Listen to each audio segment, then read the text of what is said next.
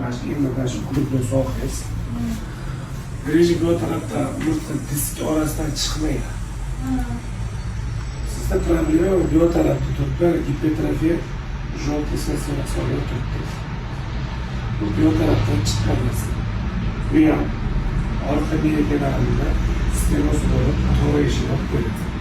Diskofon kanaliga mejirodinga olib bo'ladi.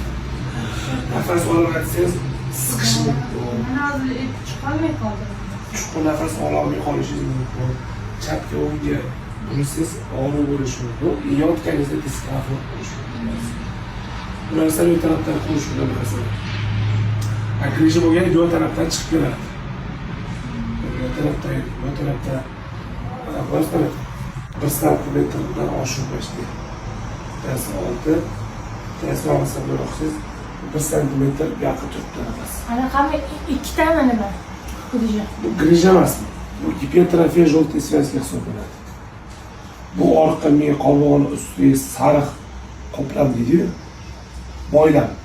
Ana o'sha narsa gipertrofiya bo'lib ketib qoladi. Orqa miya kanalini siqilishiga olib keladi. Ularni yaxshi bo'lamanmi?